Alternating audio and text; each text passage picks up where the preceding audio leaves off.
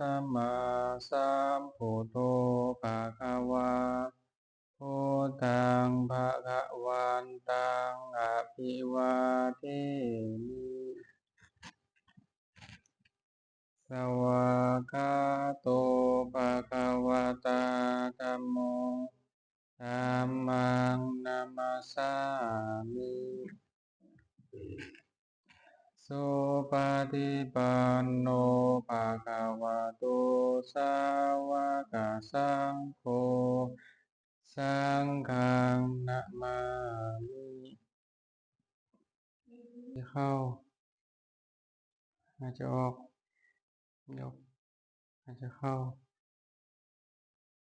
หายใจออกหน้าหายใจเข้า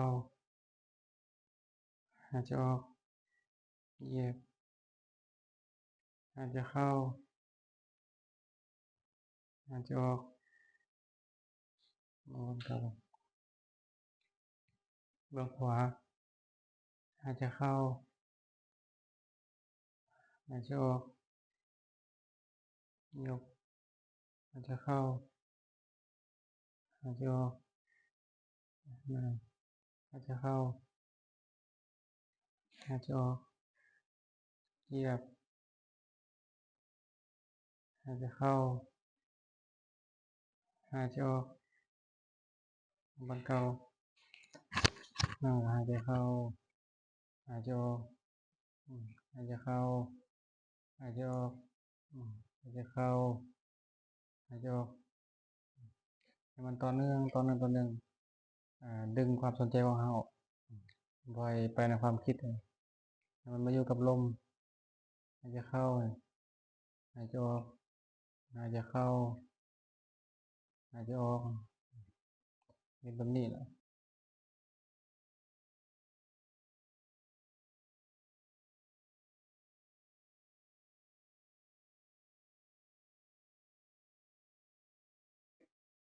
ข้าพเจ้าขอตั้งจิตด้วยเดชะบุญที่พวกข้าพเจ้าได้กระทำในวันนี้ขอให้ข้าพเจ้าจงมีความสุขขอให้พ่อและแม่ของข้าพเจ้าจงมีความสุขขอให้ญาติพี่น้องผู้เพื่อนเจ้ากรรมนายเวรของข้าพเจ้าจงมีความสุขขอให้เราเทวดาและสรรพสัตว์ทั้งหลายจงมีความสุขอย่าได้เบียดเบียนอย่าได้พยาบาทซึ่งกันและกันจงพ้นจากทุกข์ทั้งปวงด้วยเถิด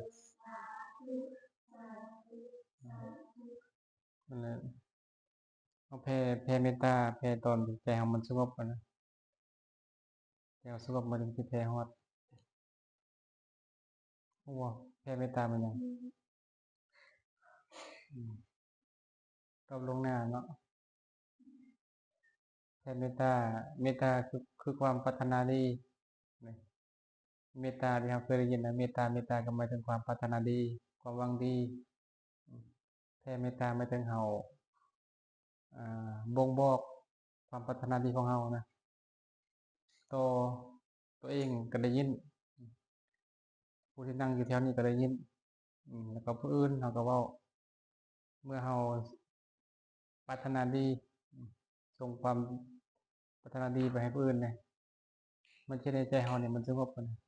ใจเฮามันบ่ได้คิดอาฆาตบ่ได้พยาบาทใครนะมันสงบตรงนี้มันจะเป็นสุขตรงนี้แล้วก็ได้บุญหลายอีกได้แผ่เมตตาเนี่ยแผ่เมตตาบ่เป็นของธรรมดาเฮาสิเฮ็ดบุญหยังก็สุดก็คือแผ่เมตตาแหละเนื่องจากแผ่เมตตานี่คือเราเห็นความบ่เที่ยงนะของชีวิตอันนี้บุญสูงสุดแล้วเห็นความบ่เที่ยงสุดของบุญแล้วคือเราให้ทานเนาะเราจะมีเงินคำนับอันใดก็ตามเอาให้ ว่าสร้างวัตถุสร้างสถานที่ก็ยังบ่เท่าแผ่เมตตาเด้เขาให้วัตถุเนาะให้สิ่งของหรือว่าถวายทานกับแม้จะเป็นแบบพระอรหันต์พุ่นแหละแต่ว่าบุญกับบ่เท่าแผ่เมตตามันได้หลายก็อีกได้หลายกว่าทานแผ่เมตตานี่มันเป็นสมาธินะมันเกี่ยวกับสมาธิก็ว่าเมตตาภาวนาก็ว่าเราปรารถนาดีนะเราหวังดีเราคิดเรื่อยๆขอให้ผู้นี้จงมีความสุขขอให้พ่อแม่จงมีความสุขขอให้ญาติพี่น้องจงมีความสุขขอให้ศัตรูหรือว่าคนทั้งหลายที่เราได้พบได้เจอนะขอให้มีความสุขและมีความสุขนะไอ้คือได้นาผู้ใดก็ให้เรามีความสุขเด้อ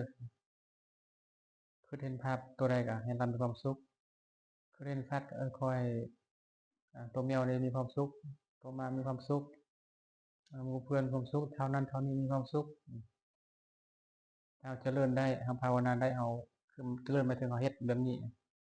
พยายามเตือนสติของตัวเองนะโดยการนึกก็นะทรงความปรารถนาดีของเราไปให้คนอื่นตัวนี้มันเป็นสมาธิสมาธิอีกแบบหนึ่งเรียกว่าเมตตาสมาธินอกเหนือจากการยาวเบิ่งลมหายใจเลยสมาธิคือสิ่งที่มันสงบนะที่ได้ใจเราสงบความสงบมันก็เกิดความสุขนะความสงบเย็นนะมันที่เรามีความสุขสุขแบบสงบนั่นแหละนอกเหนือจากการยาวเบิ่งลมหายใจนี้ก็ยังมีคือเมตตาภาวนาเมื่อทรงความปรารถนาดีของเราไปอันนี้ทรงก็คือหนึ่งเราจะรับเป็นสุขนะอาจจะบ่ฟันให้นะผู้ใดมาฟันให้เนาะฟันว่าพี่อ้ำบ่ฟันว่าเนี่ยบอดี้นะแนวบ่มักนะฟันให้เห็นสิ่งที่บอดี้บ่งามบ่เวลาแผ่เมตตาเราจิตใจเราเป็นแบบนี้เนาะมันจะได้รับเป็นสุขตื่นเป็นสุขพอตื่นขึ้นมาเราก็จะรู้สึกว่าใจนะมันสิเศร้าหมองนะมันท้อแท้หมดกำลังใจเลยมันจะบ่มีถ้าว่าทรงความปรารถนาดีของเราไปเรื่อยรับเป็นสุขตื่นเป็นสุขแล้วก็สร้างมันยำเป็นที่ฮักของเทวดานะเทวดาก็ฮักคือเทวดาคือสิ่งที่เราบ่เห็นนั่นแหละเห็นด้วยตาเปล่านี่มนุษย์นั่นนะสิ่งที่เราบ่เห็นนะเขาจะฮักแล้วก็คนก็ฮักไปนอกจากว่าเทวดาฮักคนก็ฮักเนี่ยคนที่เราเห็นนี่บ่ก็เรามีแต่ความหวังดีนี่ใครจะสร้างเราบ่เรามีแต่ความหวังดีใครจะมาเกลียดแกล้งเราอันนี้เป็นอานิสงส์ของมันเลยมันมนุษย์ฮักคือเทวดาพวกยังเพียรด้วยตาเปล่านะที่เป็นพี่เขาก็ฮักเป็นพี่เขาฮักแล้วก็คนเขาก็ฮักนี่ก็อันตรายจากสิ่งภายนอกที่ว่ามียาพิษบ่เจอปนด้วยยาพิษเจอไปหากินบ่เจออันตรายกับบ่ค่อยเจอมันที่พ้นจากอันตรายนะตามแผ่เมตตาได้เลยบางครั้งเราก็รอดได้จิตใจเขาดีเลยจะหักนะแผ่เมตตาให้เขาปลอดภัยจากสัตว์อาวุธนะของมีคมหรือว่ายาพิษเข้าที่จ้องทำให้ทำลายกับบ่ได้มีสมัยแต่ก่อนเลยนางนางอุตรานี่เราเป็นไม่ออกกันแหละเป็นผู้อุปถัมภ์เมื่อนั้นเราจะไปถวายทานเราจะเฮ็ดของกินนะถวายพระแต่เรามีพวกแล้วแต่พวกเนี่ยเป็นคนขี้ที่กันนะพวกเป็นคนขี้ที่จะให้ทานกับพระพุทธเจ้าเนี่ยบ่ให้เด้ก็บ่ให้นะมีอะไรหาอุบายก็เลยไปจ้างเอาอ่ายิงโซฟินีนะฮู้จ้างให้มาอยู่นำพวกภายใน7 วันแต่ตัวเองสิมาเฮ็ดกินนั่นน่ะก็เองถวายทานก็เฮ็ดข้อตกลงกับพวกนะพวกตกลงเราก็เฮ็ดแหละเราเฮ็ดครัวกินนั่นแหละวันนี้2-3 วันน่ะพวกก็เพิ่นพวกยังเบิ่งแลวเห็นเมียนี่อยู่ ห้องครัวแล้วหน้าดำมันละตาคล้ำมันละเบิ่งแล้วก็หัวขึ้นในใจดูสบายบ่มักเห็นนะมักเป็นลำบากเฮ็ดกินให้พระเอาโลนกินสินะอยู่ดีบ่มักกันนี่นางโสเภณีอยู่ไปแล้วก็อยู่กับอันเศรษฐีนั่นแหละ2-3 วันก็คิดว่าอยากได้เศรษฐีนี่เป็นผัวคิดว่าอยู่ไปแล้วคิดว่าเป็นผัวของตัวเองนะเห็นเศรษฐีอันยิ้มเบิ่งหน้าต่างก็ยิ้มเล็กยิ้มน้อยมันก็โมโหเลียวเบิ่งเห็น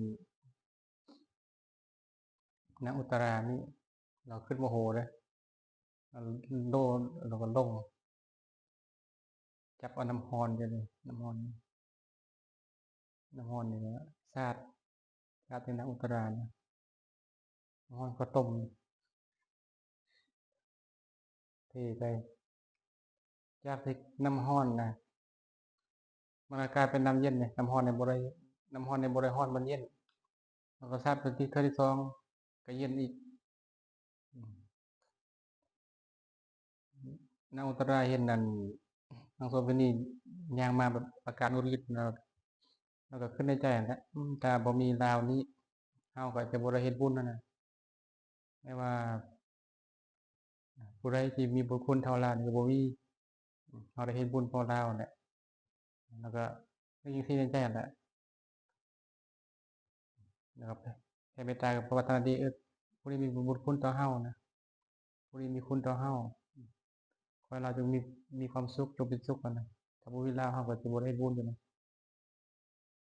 อันนี้ส่งส์ของแผ่เมตตาก็สุดท้ายก็2เทื่อก็ชาวไทยเห็นก็รุมกระทืบไปแหละรุมกระทืบนางโสเภณีแหละจนว่าเราได้สติพุ่นแหละตัวเองนี่เป็นแค่มาชั่วคราวซื่อแต่ว่าหลวงปิดคิดว่าเป็นผัวเลยขอขมาลาโทษอันนี้นางก็พาไปเจอพระพุทธเจ้าก็เทศน์เอาธรรมะให้ฟังนั่นแหละธรรมะคือหยังเพิ่งเอาชนะความดีด้วยความบ่ดีเพิ่งชนะความโกรธด้วยความบ่โกรธเพิ่งชนะคำตัวโดยสัจจะเอาเบิ่งนี่แหละจนมันโสเภณีกลับใจได้บรรลุธรรมนั่นแหละแม่นเพิ่นเข้าใจนั่นแหละแล้วก็ยกย่องแผ่เมตตานี่ดีแล้วก็หลังจากอันอานิสงส์ข้อต่อมาคือจะเฮ็ดให้เฮาบ่ไปตกต่ำอะนะบัดเวลาเฮาตายเนาะ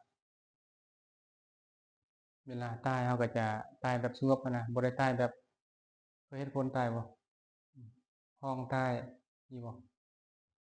ห้องตายมันก่อนสิตายก็ทุกข์ยากลำบากหั้นน่ะบางคนห้องเสียงงัวก็มีเพราะคางัวเด้ภาพนั้นมันมาเด้เวลาเฮ็ดอันใดอันหนึ่งมันสะสมภาพนั้นมันสิเข้ามาคือเวลาสิตายมันสิเข้ามาที่สุดท้ายนะเวลาสิตายมันสิเข้ามาเฮ็ดเท่าใดดูๆมันฝังอยู่ในความทรงจำของเฮาเนี่ยฝังลึกอะเวลาจิตมันอ่อนแอเนี่ยมันแสดงอาการออกมามันเปิดออกมาเลยเฮาไปยึดตัวใดหลายมันก็แสดงตัวนั้นมาเด็กๆเวลาไปไสมองข้างนอกก่อนสิตายก็เห็นภาพป่าภาพหมองธรรมชาติเลยตายไปก็เป็นเปรตเลยอยู่หั่นตายอยู่หั่นแหละบ่สิตายก็เป็นป่าอยู่หั่นเลยคราวนี้เราไปหาป่าเนาะก่อนสิตายเราเห็นป่านั่นแหละตายไปก็เป็นป่าเป็นลูกป่าหั่นคราวนี้ก็ไปก็ไปยิงเอาไปกินมันเป็นธรรมดาแบบนี้เลยโลกบางครั้งพ่อแม่เขาอาจจะเคยเป็นสัตว์แล้วก็เคยกินที่เขาเคยเป็นสัตว์พ่อแม่เคยกินเพราะว่าคนเราทั้งหลายที่ว่าบ่เคยเป็นสัตว์แต่ว่าบ่เคยถือฆ่าเนี่ยบ่มีในโลกความลายมันเด้ความยาวนานของมันเป็นกันและคนที่บ่เคยเป็นพ่อเป็นแม่เป็นญาติพี่น้องกันบ่มีที่มาพบเจอกันเด้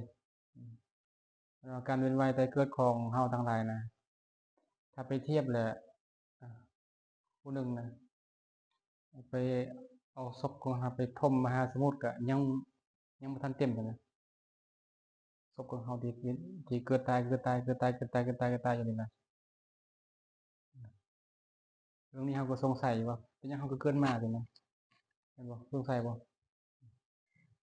เกินมาเท่านี้แหละพอเขาบ่แสดงตามของตัวเองนั่นแหละยังละกิเลสบ่ได้นะมันก็ต้องเกิด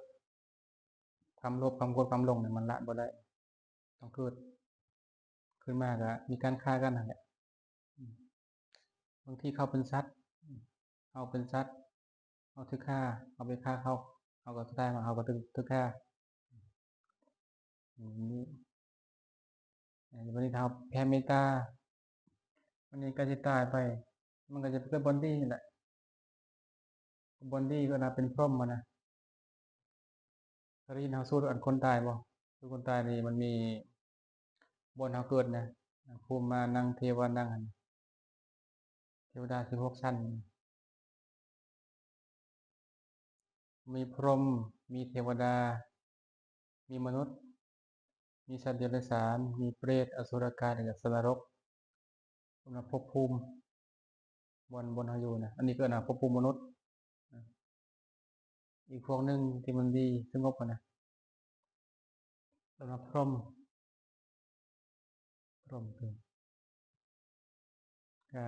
อาศัยการเริ่มเมตตาแผ่เมตตาปรารถนาดีของเขาเวลาตายจิตเขานึกก็ได้ตายสงบเหมือนวันนี้หลังจากตายไปแล้วก็ไปเป็นพรหมอันนี้ทรงของการเดินเมตตาเลยอันนี้ข้อดีแบบนี้รับเป็นสุขตื่นเป็นสุขนะพอฟันให้นะสตาวุธทั้งหลายก็เห็นยังเขาบ่ได้คนก็ฮักเทวดาก็ฮักเราละโลกจากไปโลกจากโลกไปแล้วเนี่ยก็ไปสู่สุคติเป็นพรหมนิทายาหักว่ายังบ่ได้บรรลุธรรมก็ต้องได้บรรลุขั้นใดขั้นหนึ่งแต่ยังบ่ได้บรรลุธรรมก็ไปพรหมโลกอันนี้เป็นอานิสงส์ของมันบอกตอนเดียวเป็นคนที่เขาก็รู้อยู่แล้วบอกแผ่เมตตาเนี่ยจิตมันก็สงบนั่งแผ่เมตตาจิตมันก็สงบแบบนี้แหละ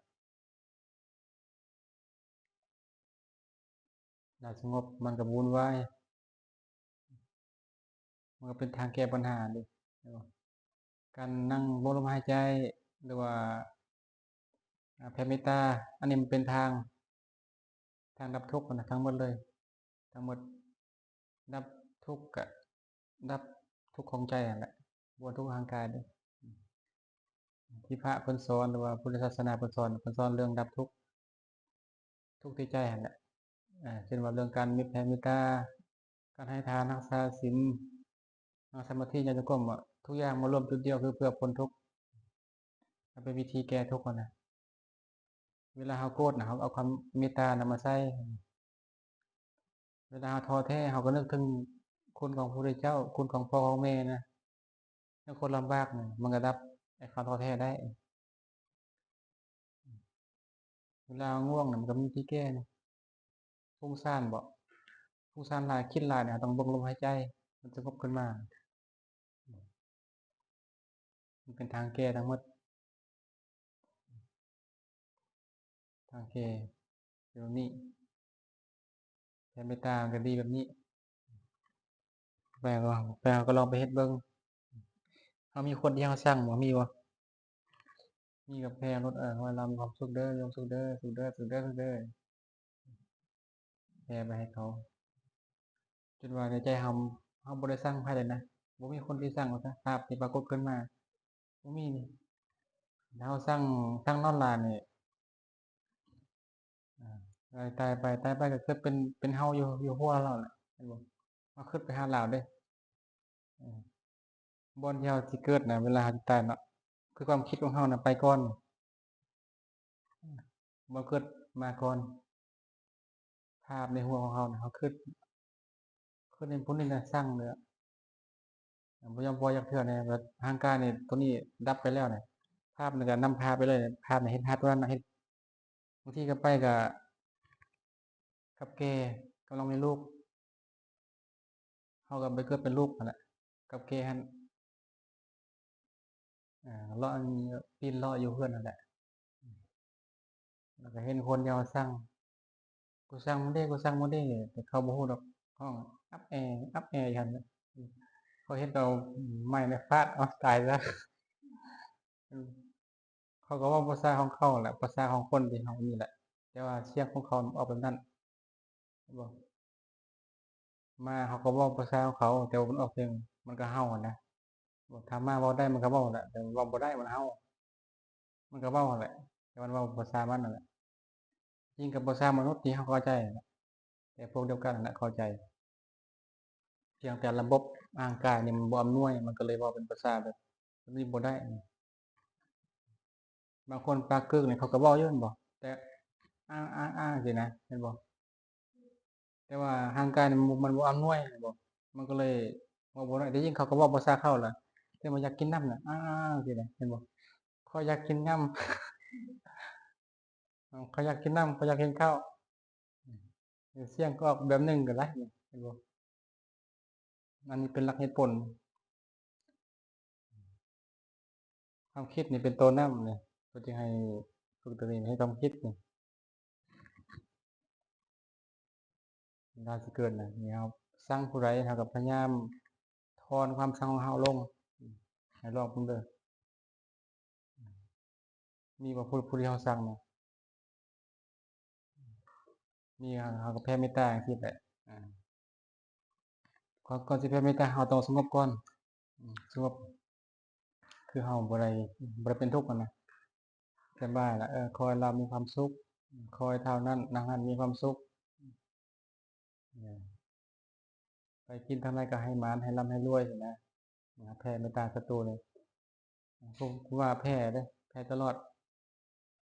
จนว่าบ่มีไผซังพู้นแหละหมายถึงว่าเฮาน่ะบ่ได้ซังไผนะแต่ผู้อื่นน่ะซังเฮาได้ผู้อื่นซังเฮาได้แต่เฮาบ่ได้ซังไผเมตตาแล้วผู้ใดที่มาด่าเฮามาตีเฮามาฆ่าเฮามาทำร้ายเฮาเนี่ยขอให้นั้นผู้นั้นเจริญรุ่งเรืองปรารถนาใดก็ได้นั้นไปเกิดบนที่มีความสุขแผ่เมตตาแบบนี้ครูบาก็เฮ็ดแบบนี้เรื่อยๆเลย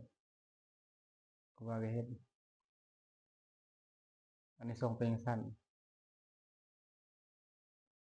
ลองไปเฮ็ดเบิ่งเด้อคนที่เฮาซักอะนะซักแผ่เมตตาเบิ่งเฮ็ดได้บ่ผู้นี้เด้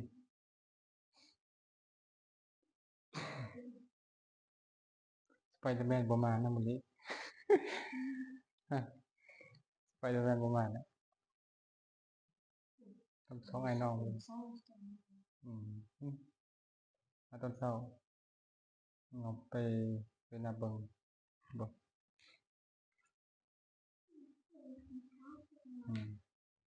บ่ได้รู้จักกับลาวผู้นั้นเฒ่าท่าบ่ได้รู้จัก Spiderman นะ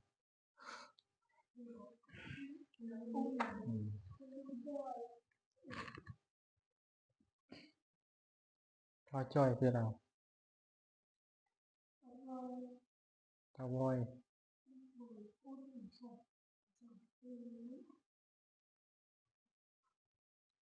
เสี่ยวผู้นี้เด้มาตอนบ่ายน่ะบ่ได้มาเสี่ยวเฒ่าหั้นนะ